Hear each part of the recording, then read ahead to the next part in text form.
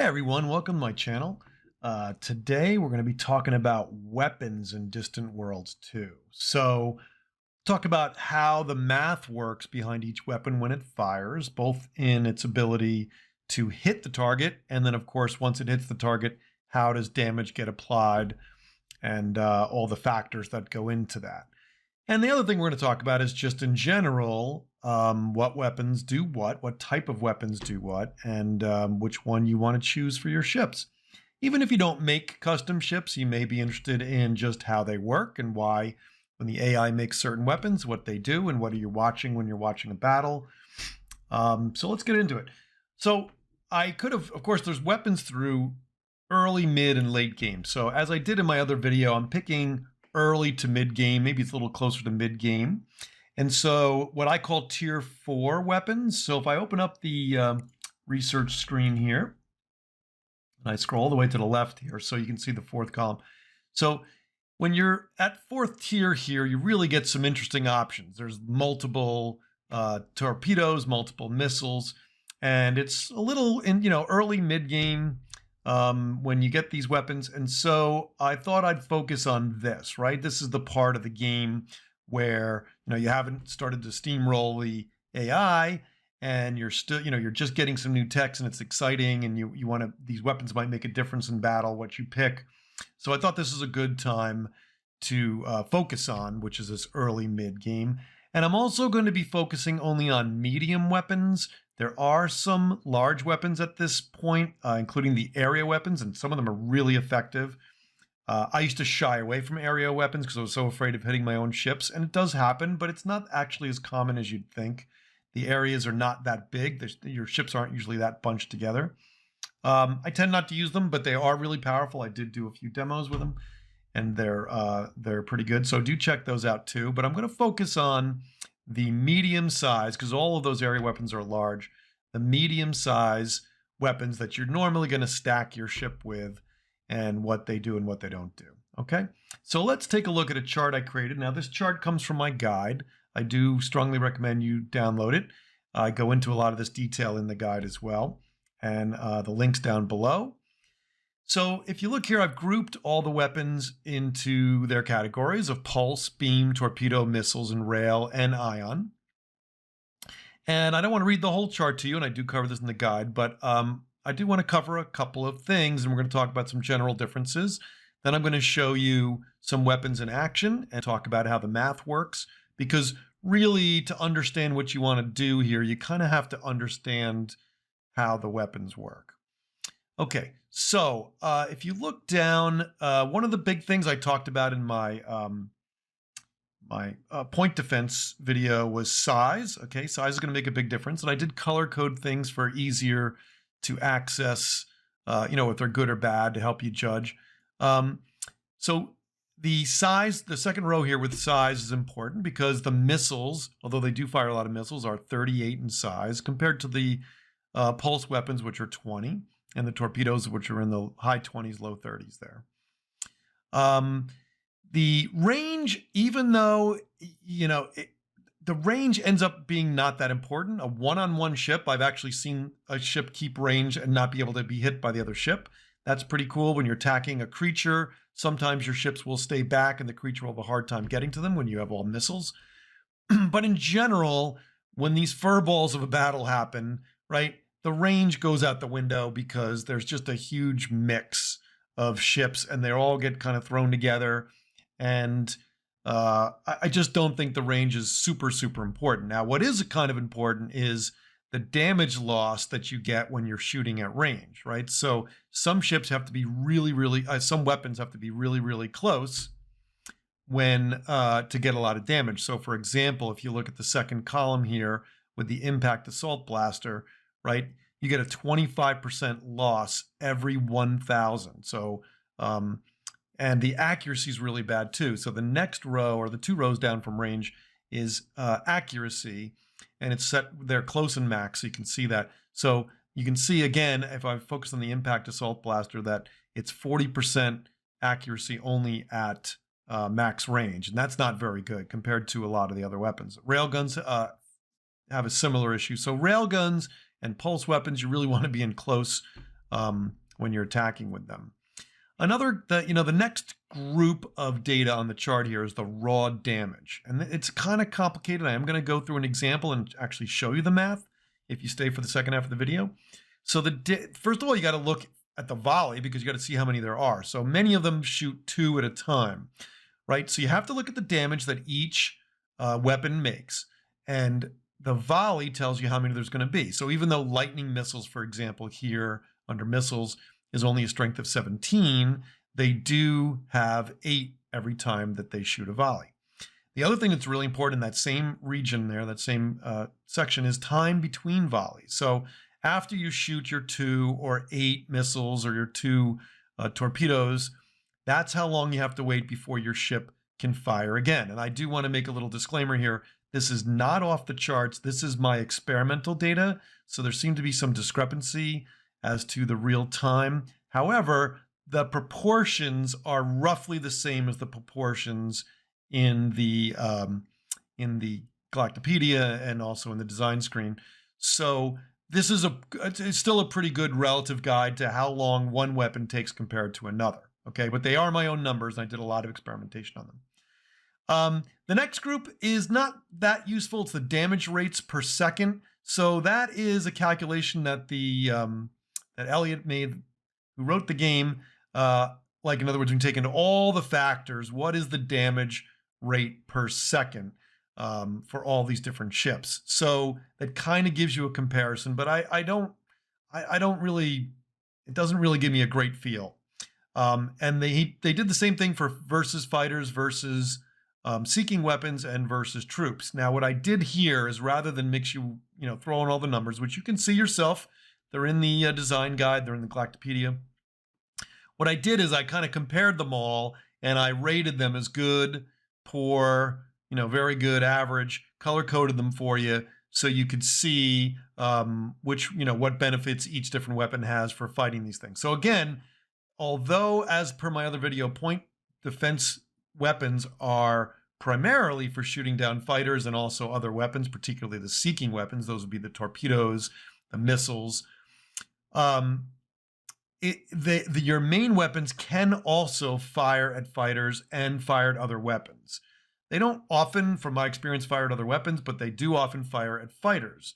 And so having a weapon that's good for your general purposes and also good at shooting at fighters, like the lightning missiles are very good at it, as well as the impact assault blaster, that can be really helpful, right, when you're getting swarmed by fighters, particularly if you don't have point defense weapons or if you have very weak or early tech point defense weapons. And then the last line in that group of damage rates per second is versus troops. So that's really important. It's one of the reasons I like Epsilon torpedoes a lot, is they have a very high damage versus bombarding troops. There are more stats than these, by the way, so absolutely feel free to take a look at them. I just kind of grabbed what I thought was important to help you make decisions, or how I make decisions. You may find that some other stats are important for you, so please do take a look at them. The last group is the bonus penalties, and I'm going to explain a little bit here. I added rows that don't exist in the other charts that I mentioned earlier from the game, from in-game. So the thing here, and I'm going to explain this a little bit in the math later on when we do an actual battle, is some weapons have a weakness against shields and against armor. Some have what's called shield bypass or armor bypass, which is a good thing, or in theory is a good thing, because it means, for example, with shield bypass, that 25% of your damage, or in the case of railguns, 50% of your damage will pass through the shields and have a chance, and that's the big thing here, a chance at damaging either the armor and or the components. And if they do damage the components, for example, it can make a big difference early in the battle. But I find that this percent chance is kind of low. I've certainly seen it happen. I've seen it with torpedoes when their shields are gone and they're bypassing the armor. I've seen them damage components a lot, particularly when I have a lot of them firing. So it's a real thing, and it does work, as far as I can tell, for most of the time. But it's a very low percentage. And so the trade-off here, is the damage versus the shields, in that case, drops. Right? So if you look at, for example, lightning missiles here, okay? So if you look at this column with lightning missiles, you'll see the shield bypass is 25%, right? And if you're lucky, that 25% of your damage will go, so your 17 points of damage, if you look at the damage for each missile, 25% of that 17 points will pass through the shields and may or may not damage something in, beyond the shields. But you're paying a price, right? You're automatically off the bat guaranteed to lose 25% of the damage that you would have put on the shields. It does not affect the shield. So when the 17 missile hits and there's no other factors involved, you're going to lose 25%, right? So you're going to lose something like 4 points off the shields, and you're only going to damage the shields maybe 11 or 12, as you'll see in our video in the video later on. So I added a line called damage versus shields because it doesn't say this in the online charts. It'll say there's a 25% shield bypass, but you have to know that, by the way, that means you're also dropping 25% damage on the actual shields. So I added this line here, which doesn't really exist anywhere else, to help explain it better. So when you have shield bypass, you'll automatically get a shield damage versus shield reduction, as you can see. Now, in the case of torpedoes here, they are just weak against shields. They don't get any bypass from that. So they're automatically weak against shields, and they just lose 25%. That's just the nature of torpedoes. So before I move on to our first experiment, where I'm going to show you the math behind how first weapons hit and then how weapons damage actually gets applied to the enemy ships, I just want to recommend you take a look at the chart, and once you understand the math, then you can be a little more educated as to what weapons you want to pick. And then at the end, after I show you a couple of experiments and talk about the math, I'm going to kind of talk about my picks, at least at this point of the game and early mid-game. All right, so let's go to our lab and let's check out the first battle. Okay, so before we can even talk about how much damage a weapon's going to do, we have to first determine if it's going to hit or not, or what our probability of it hitting is or not. So for this experiment, just to demonstrate, what I've done is created a destroyer with one lightning missile bay, just one. And for the defense, we've set up a mortarland frigate. All right, we're going to see, first of all, what is my probability of my missiles hitting, and then we'll talk about damage in the next run through this experiment. So first of all, we have to look at the chart here, and you'll see that at long range, which is where we're at, in other words, as soon as the target comes into range, these missiles have a 77% accuracy. So already, of the 8 that are going to shoot, the other thing you want to look at here is that there's 8 of them. So for lightning missiles here, there's 8 per volley, and also there's a 20-second delay between each volley. So of the 8 missiles that are going to fire at 77% accuracy, I'm going to lose 1 or 2, right?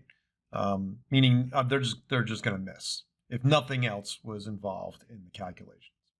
Now, the second thing that's going to happen is the defensive ship has electronic countermeasures, and we have targeting bonuses on our ship. And so the two of those have to net out to some plus or minus. In this case, it's going to be a minus. So let's take a look at that.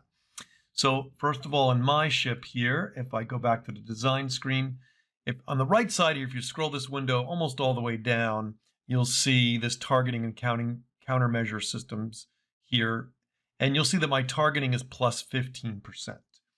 So that's good. That's going to help me. By the way, these things come from components and also sometimes from the hull. So in my command center here, you can see there's a 10% targeting bonus. And I don't have one, but if there was a targeting system here in the green, I could have used it in lieu of a countermeasure system. Or in some big ships, sometimes they have a fleet targeting system or a fleet countermeasuring system. So I might have gotten a boost from that. I didn't. And there's a 5% boost based on this hull type. So every time you design a ship, sometimes the ships have a bonus for countermeasures or for targeting or for weapons range or things like that. So different hulls have different capabilities. But anyway, my net targeting, that's all you really have to worry about. You don't have to look up where it comes from, is plus 15%. All right, and now let's look at the electronic countermeasures of this mortarland frigate. So if I click on the frigate and I click here on its design, we'll take a look. You'll see they've got a countermeasure system, and that's plus 20%. And they've got a command center, and that's plus 10% countermeasures for 30%. But if I scroll my window down here, like I did on the other side, on the other ship, you'll see there's a total of 40%. So I'm not familiar with this mortal and frigate hull, but I can well guess that there's a 10% bonus for countermeasures for this particular hull, or maybe it's a racial bonus, but I think it's the hull. So their net countermeasures is 40%. So let's do the math. Okay, let's go back and do the math. So it's 77% chance of hitting at long range. There's a plus 15% bonus for targeting that my ship gives. There's a minus 40% ECM, electronic countermeasure, penalty from the enemy ship. And so that's about a net 52%. So, 50-50. So about half my missiles are going to hit unless nothing else happens. But there is something else that's going to happen, so we're going to talk about that too. So of my 8 missiles, if the enemy ship just sits there, let's say it was disabled or something, 4 of them would hit. Okay, but there's one more thing on the Mortal ship. So if I come back here and look at the design, you'll see it's also got a point defense gun. So I could lose 1 or 2, maybe even 3, but probably 1 or 2 missiles from that. So let's say I lose 2 missiles from point defense and 6 of them get through. Only 3 of them are going to hit on average. Of course, you could get lucky or unlucky. It could get better or worse. So let's let the simulation run. I've got it really slow here. I'm going to hit space bar, let it go on, and then you'll see the missiles will shoot from this ship. You can hear them first, and then they'll come out. All right, there's the first one. Remember, there's 8 per volley here, so you'll see 8 total. Now I'm going to zoom out and see what happens. You're going to see the countermeasures come out. The PD come out. Okay, let's see if it hits one. All right, missed. Good. So I'm going to count missiles hitting. Now, it may hit one back here, so I got to be careful. But basically, I'm just going to count. I'm going to almost ignore the PD and count whatever does make it through the PD. How many of them hit? And it should be about 50-50. So let's see what happens. Okay, so it's 1 hit. That's 1 miss. And a PD took that one out, so I'm 1 and 1. There's another miss. There's another miss. That's 3 and 1. That's a hit, so I got 2 hits, 3 misses. 2 hits, 4 misses. I think that one hit. So 3 hits, 4 misses. Just about what we would expect. And we said it's about 50%, but you can't be sure either way. There's a little bit of randomness in there. But about half my missiles that didn't get destroyed by the point defense got through. So that's all there is. That's the calculations about hitting. Now let's go to, let's restart the lab again, and we'll talk about damage. Okay, let's talk about damage. So I've reset the scenario. I'm not going to worry about my percentage chance to hit. You'll see about half the missiles hit as we did before when we run this again. But I'm not going to, let's talk about damage. I'm not going to worry about the to hit. So let me call the chart up again on the screen. Let's take a look at this Lightning missile version 2. So you can see here on this line, each missile is going to cause 17 points of damage, but there are some things that affect that.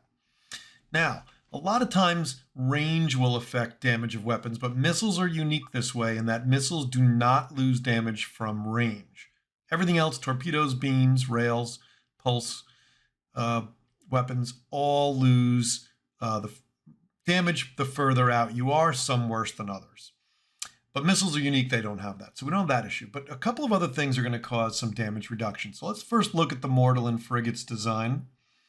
And let's take a look at this shield. Now this is a mid-game shield, and you'll see not all shields have this. A lot of the early game shields, including the shields on the my ship, doesn't have this. But this ship has something called shield resistance. If you look at shield resistance there, that's kind of like a damage resistance. So it's 2 points that just don't count. So if I'm going to do 17 damage, then I'm going to have to subtract 2 from that, from every missile that comes in from this shield resistance. A lot of shields don't have that. A couple of other things are going to happen too. If you go back to the chart, you'll see that the Lightning missile has a 25% shield bypass. What that means is 25% of the damage it would normally do to the shield will not be done to the shield, but instead it will pass through and it will attempt to damage the armor and or any components. So a really lucky shot, you could take out the shield generator, or you could take out one of the weapons, or disable one of the weapons. So that would be really great. In reality, I don't see it very often. In fact, I'm going to let the simulation run, and I'll be surprised if we see it happen at all. But I only have one missile bank in my ship. The idea is you've got 2 or 3 of them. That's 24 missiles. You got a lot more chance of it happening. And if there's other ships firing nearby too, it could happen. So I'm not trying to say it's of no value. It's just the downside of the shield bypass is that you also do 25% less damage to the shields. And a lot of times that damage that passes through doesn't do anything. It's a little bit of luck. So we've got that issue to deal with. All right, so let's go back and let's do the math, okay? And let's go step by step. Okay, so we're going to take the 17 base damage from the lightning missile, and we're going to immediately take off 2 points from the shield resistance, leaving us with 15 damage to the shields. Except, of course, lightning missiles have a 25% shield bypass. So what that means is I'm going to lose 3.75 more damage. That's not going to hit the shield. It's going to go through the shield and give us a small percent chance of damaging something beyond the shield, like the armor or the components. So when I take away both of those, I'm left with 11.25 points of damage. So we're expecting 11 to 12 damage. Then we'll see there's 2 things that could happen. So one other thing that could happen is that as I mentioned earlier, the pass-through damage might damage the armor, might damage a component. But there's another thing that's inherent to shields, and early shields, it's worse, and later shields, it's better. So let's go back to the design and look at this on the shield. So on the Talos shield here, you'll see there's an 8% shield penetration chance. That's a separate chance that's independent of the bypass capability of this lightning missile. So any weapon that fires at this particular shield, there's an 8% chance that the shield will fail, and then the shield penetration ratio will tell you how much damage will get through. And so and again, this doesn't happen very often either. In fact, I've hardly ever seen it at all. I think it's working, but I've never seen it in action. So, but what could happen is the shields don't get damaged at all, and some component probably the armor, I think in this case, only would get damaged from that pass-through. So there's 2 chances of pass-through when you're using a weapon like this one that has its own pass-through, okay? Both highly unlikely. So what's most likely going to happen here is we're going to do about 12 damage, 11 damage, 12 damage to the shield. So let's actually watch that happen, okay? So again, if I didn't mention this before, the red is the range of my weapons, and the blue is my PD, my chance for point defense, actually taking down one of their weapons. Now, what's strange is I don't have any point defense weapons that are specific to this, but other weapons can take down other weapons. So missiles can take down missiles, and missiles can take down torpedoes, and torpedoes can take down missiles. It doesn't happen very often. It's really up to the ship to do that, and you'll see it won't happen here, but it could happen. So that's what the blue is for. So I do have a PD capability in my main weapons. In other words, my lightning missiles could act as PD. If there were a lot of fighters around and the ships were pretty far apart, you'd see the lightning missiles go after the fighters, certainly. And actually, missiles are pretty good at taking down fighters compared to other non-PD weapons. Okay, so let's let this go. So just like before, my missile should fire. I'm going to really focus on this ship, though. I want to see what happens to its shields. Let me slow the game down to... There's my first missile about to hit. Again, of course, the PD may take it out, or it may miss because only half my missiles will hit. But let's watch. My shield is at 960 here on the Mordelin frigate. And let's see if we get our first hit, and I'll pause the game if we do. Nope, the PD took it out. This one's going to miss. That one hit. Okay, so 955. So that one didn't do as much damage. I'm not really sure why. Remember, the shield is always recharging too, but that's certainly not why. So let's see what happens with the second missile if it hits. It's back up to 960. No, can't tell if that one hit or not. Okay, there's 948. So if you look at the enemy shields now, it's down to 948. And it was 960 before, so that's 12. That's kind of what we expected, around 12, 11 or 12 shield damage. So I don't know why the first one didn't do that much damage. Again, there is some randomness here. I'm not sure about the damage. It usually is always 12 when I see it. There is randomness on what could have happened to the armor, because there was some 25% of my damage, in theory, got through the shield. But there was no damage to either of the components here. You'll see they're all green, and there was no damage to the armor. So that bypass is wasted, and it seems to happen a lot. I'm going to let another round go and see if we can see any more damage and see if anybody gets, any of my missiles get lucky. Okay, the PD took that one down. So let me speed it up a little bit. So just keep an eye on the ship. After the next volley, volley's 20 seconds for this particular missile. The volleys take 20 seconds. He's using a different type of missile, so his are firing quicker. Here they come. All right, let's see. Way off. All right, see the shield going down here. Okay, and it's being recharged, but I don't see any collateral damage here from the pass-through. So it goes recharging again. It'll drop to 948 again if another one hits. No. Okay, so yeah, a couple of things to mention here. I'm not a big fan of the pass-through because it also misses. So I'm not a big fan of the pass-through. But if you have a lot of missiles and you get a lucky shot and hits a component and takes out the shields or takes out their weapons, that's great, right? And in a big fur ball of a battle, it's hard to even see that happening. I'm sure it's happened to me and I just haven't seen it. But missiles miss a lot, right? And it talks a lot about, it talks to the point of making sure you have good tracking. So some of those research projects that you might have ignored before, you can see they're kind of important if you want your weapons to hit. Okay, so the last thing I want to talk about is what happens after the shields are brought down, because when you're firing on armor and or the hull, there's a new damage reduction that happens potentially, usually, so depending upon your ship. So let's take a look at this Mortal frigate. I'm going to click on the design screen here. And if you scroll down to defenses, you'll see there's a stat here called damage reduction 47%. So what that's going to do is anytime you're firing on the armor or the hull is going to reduce your damage even further by 47%. So let's take a look at what causes that. So there's three things in this particular design that is contributing to the damage reduction. And the biggest one is the damage control unit. This is the SF-24 repair bots. So you can see there, it's a 40% damage reduction. So that's really powerful in protecting armor and hull. The second one is the command center. So that's contributing 5% damage reduction. And finally, each one of these crew systems that you have, not much, but it does add up. It's 2%. So if there were 2 crew systems or 3, then it would be 6%. And that all contributes to the 47%, but you don't have to know where they come from, but just out of curiosity, if you're thinking of adding them to your ships, the damage control systems are very powerful. They also repair the ship slowly over time. Not enough during a battle to make a huge difference, but perhaps after the battle.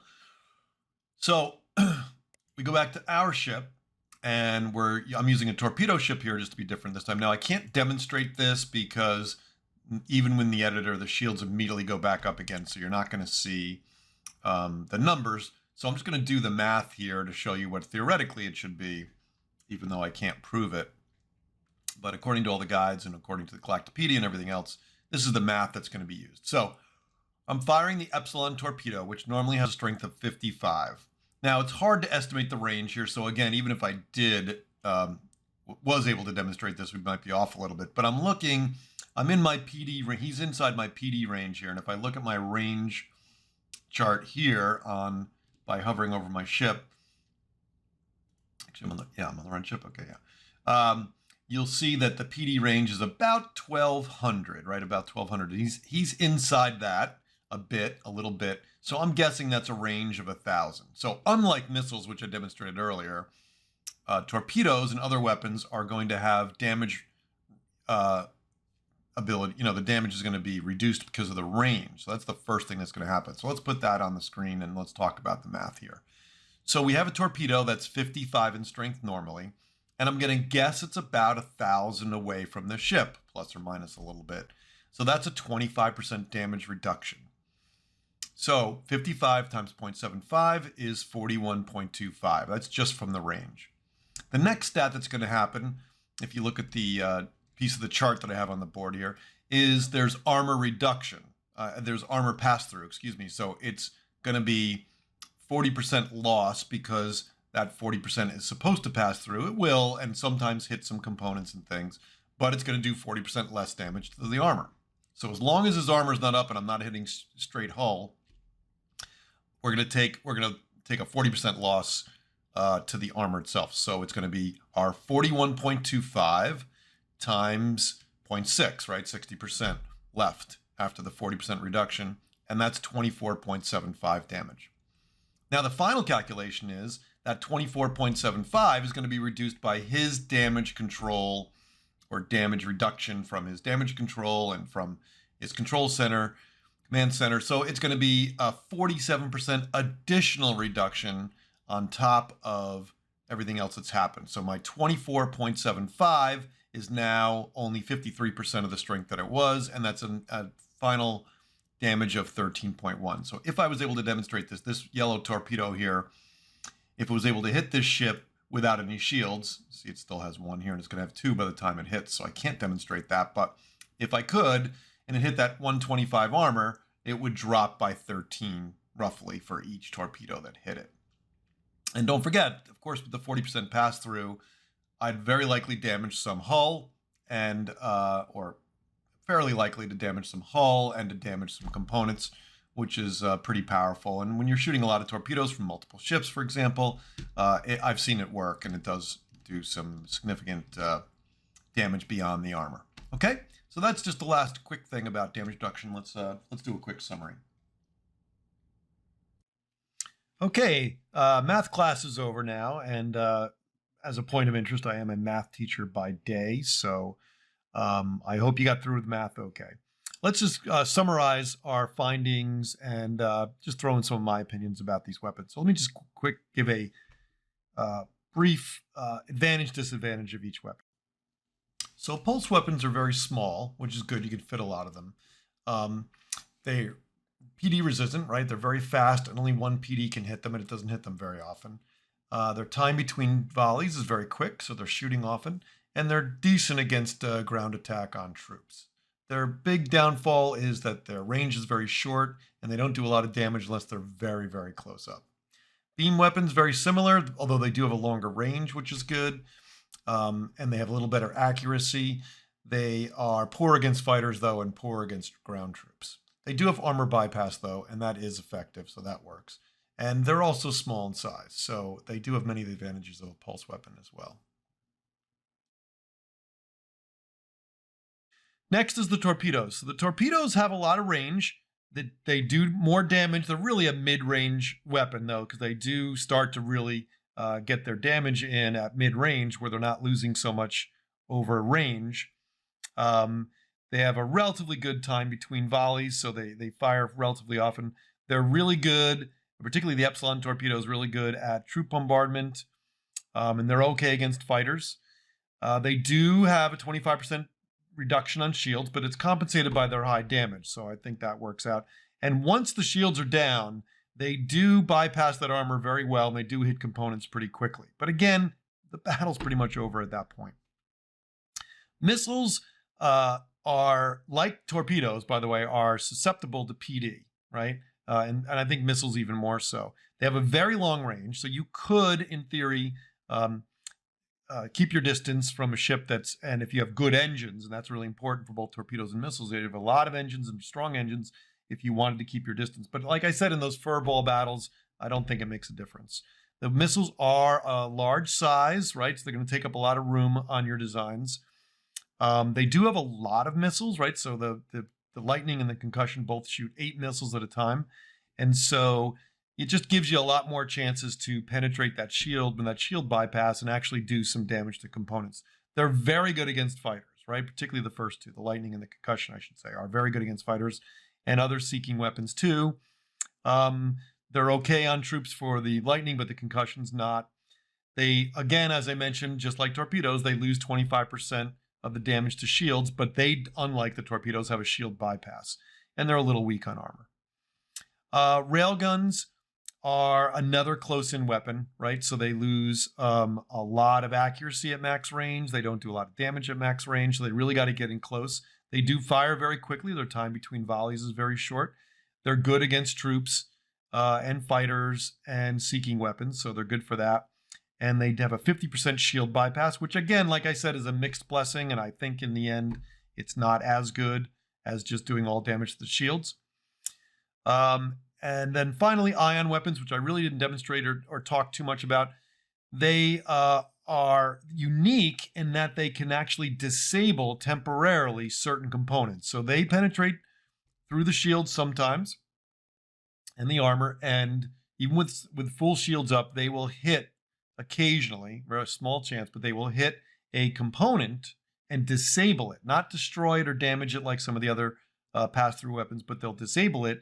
And I've seen it happen, they hit the shield generator, and all of a sudden the ship has no shields, and your other weapons start to rip the ship apart. So ion weapons mixed with other weapons is definitely a viable choice. So in the end, I will tell you that I primarily use Epsilon torpedoes. They do good damage. They're high damage. Their range is good. They're relatively accurate. I think missiles tend to miss a lot. They're okay against fighters. They're not great, but they're okay against fighters. They're very good on bombardment, right? So rather than having bombardment weapons, although I do use them, I can use my Epsilon torpedoes, and the bombardment damage is very good. I can hit those troops pretty hard. And like I said, once the shields are down, the armor bypass does work. And shield bypass doesn't seem to work as well, from my experience, or my limited experience, but armor bypass works very well. So they do start taking components out, like a big star base has large armor, and I'm hitting the armor. I'm also hitting a lot of components, and that's really powerful. They're not too big, so I like the 30 size, and they do a lot of damage, 66 damage. So, and there's 2 of them. So I really, I use Epsilon torpedoes almost exclusively. I am going to fool around with some area weapons, because I did have, during my trials here, I had some pretty good results with them, those large weapons. And these come in large sizes too, right? So after this tier, I think, or even during this tier, they do have large versions of these torpedoes. But I did want to compare, medium to medium across the board. So I hope you found that useful. I hope that helped you at least understand weapons, and if you're customizing your ships. So just to finish, I don't believe in Epsilon torpedoes are for every single ship. Maybe you put them on your destroyers, but on your frigates, you put your pulse weapons and beam weapons and maybe railguns for close-up combat, and make sure you set those ships to be picket ships, right? So there's lots of different ways to play around with it, but now you're armed with how these things work, and you have a better understanding of it. I'm going to make some more videos on on PD and a couple other things, so please subscribe so you'll know when those come out. And I hope this was helpful for you, and good hunting.